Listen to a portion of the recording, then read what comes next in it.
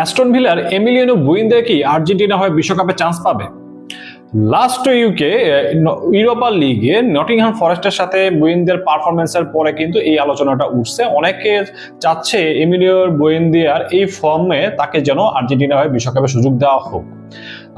Buendía এই performance দিয়ে Argentina national কতটুকু চান্স ডিজার্ভ করে সেই আলোচনাটা একটু পরে যাচ্ছি। তার আগে একটু হিস্টোরি আলোচনা করে নেই যে এই বুয়েন্দিয়া কে ছিল এবং কিভাবে সে আলোচনায় আসলো। বুয়েন্দিয়া সর্বপ্রথম হাইপে আসে নরউইচের হয়ে চ্যাম্পিয়নশিপে খেলার সময়। সেই সময় সে নরউইচের মেইন ম্যান ছিল এবং মূলত সেকেন্ড স্ট্রাইকার কাম অ্যাটাকিং মিডফিল্ডার হিসেবে খেলতো।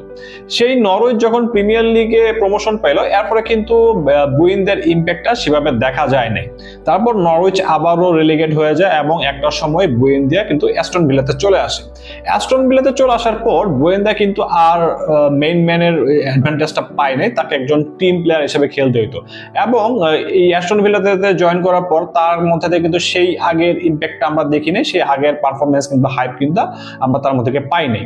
অ্যাস্টন ভিলাতে সে রেগুলার বেসিসে গেম টাইম পাইতো না। এরপরে সে লেভারকুসেনে গেল, লেভারকুসেনেও খুব একটা গেম টাইম পায় নাই, বেশিরভাগ টাইমে সাব হয়ে খেলতো।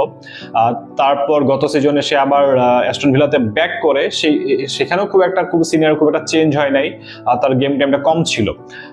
এই সিজনে এসে সে মোটামুটি একটা ভালো গেম টাইম পাচ্ছে, স্পেশালি ইউরোপা লিগে তার গেম টাইমটা ভালো।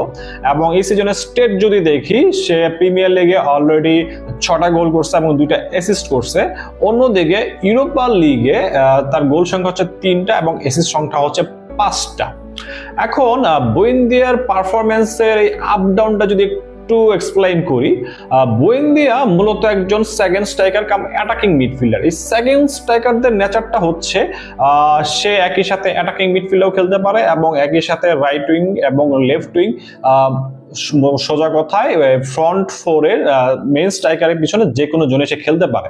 তার সেকেন্ড স্ট্রাইকারের মেইন ক্যারেক্টারটি হচ্ছে যে তারা আসলে কোনো পজিশনে ফিক্স থাকতে চায় না, তারা একটা ফ্রিডম নিয়ে খেলতে পছন্দ করে। এই ফ্রিডমটা সে যখন পায় যে সে তার পছন্দ মতো কখনো সেন্টারে খেলবে, কখনো রাইটে খেলবে, কখনো লেফটে খেলবে, এই ফ্রিডমটা পেলেই সে তার বেস্ট আউটপুটটা দেয়। বুয়েন্দিয়া যেহেতু যখন নরউইচে খেলতো তখন সে যেহেতু মেইন ম্যান ছিল, তখন সে এই ফ্রিডমটা পাইতো এবং এই ফ্রিডমটা পাওয়ার কারণে তার পারফরমেন্স লেভেলটা কিন্তু ওই সময় বেশি ছিল, ইম্প্যাক্ট লেভেলটা তার বেশি ছিল। বাট এরপর যখন প্রিমিয়ার লিগে আসলো, তো প্রিমিয়ার লিগের ডিফিকাল্টিস যেহেতু একটু হার্ড, সেই কারণে সেই ইম্প্যাক্টটা তার কাছে দেখা যায় নাই এবং অ্যাস্টন ভিলাতে এসে সে তার নরউইচের মতো মেইন ম্যানের অ্যাডভান্টেজটা পায় নাই, যেই কারণে সে সেভাবে শাইন করে নাই, সেভাবে সে আউটপুটটা দিতে পারে নাই। এখন কথা হচ্ছে তাকে অ্যাটাকিং মিডফিল্ডারও খেলা যায়, তাকে রাইট উইংও খেলা যায়, তাকে লেফট উইংও খেলা যায়। বাট সে রাইট উইং অথবা লেফট উইং যেখানে স্টার্ট করো না কেন, সে কিন্তু ঘুরে ফিরে পিচের সেন্টারে চলে আসে।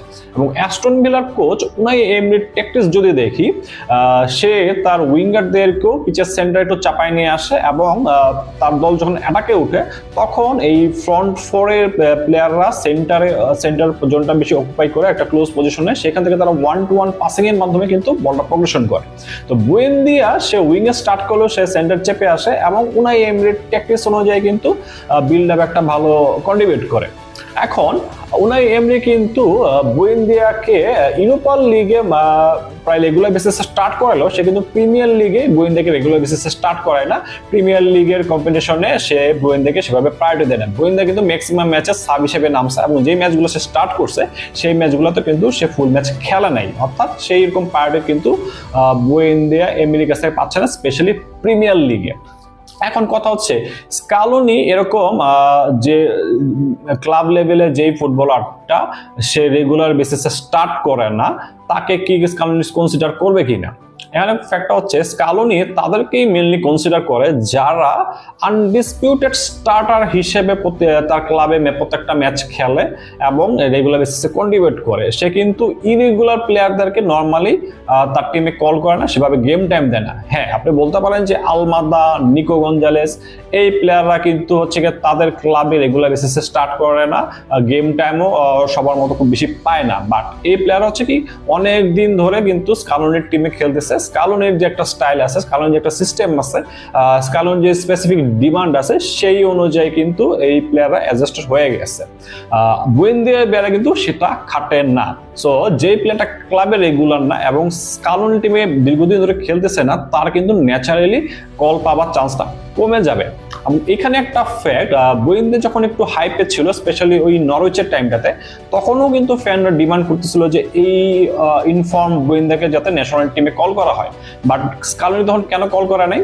স্কালোনি যখন দায়িত্ব নিছে, এরপর থেকে সে একটা স্ট্যান্ডার্ড সেট করে দিয়েছে, স্পেশালি মিডফিল্ডার এবং ডিফেন্ডারদের জন্য, যে মিডফিল্ড, আর্জেন্টিনা মিডফিল্ডে যারা খেলতো তাদের এভারেজ হাইট হইতে হতো 5'10", সেখানে বুয়েন্দা কিন্তু একটু শর্ট, তার হাইট হচ্ছে 5'8", এবং সেম রিজনটা যেহেতু পাপু গোমেজ যে বললাম সেও একটু শর্ট ছিল, এবং ডিফেন্সে খেলা লিসান্দ্রো মার্টিনেজ সেও কিন্তু শর্ট ছিল। এবং একটু যদি স্মরণ করে দেখেন যে এই Papu Gomez, Lisandro Martinez, Buendia এরা ভালো একই টাইমে ভালো খেলতেছে, বাট স্কালোনি কিন্তু তাদেরকে কল করতেছে না। এবং তিনজনের মধ্যে কমন ফ্যাক্টর ছিল, তিনজনই কিন্তু শর্ট প্লেয়ার।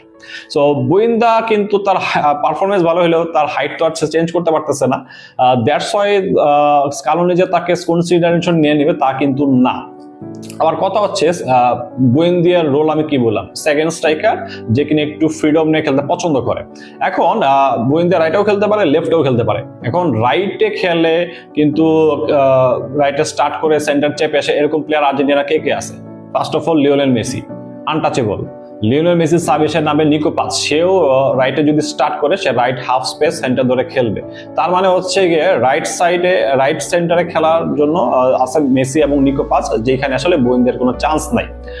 লেফটে যদি যাই, লেফটের টাচ লাইন উইঙ্গার হিসেবে খেলবে নিকো গঞ্জালেস, এবং লেফট উইঙ্গার কাম অ্যাটাকিং মিডফিল্ডার হিসেবে খেলবে থিয়াগো আলমাদা।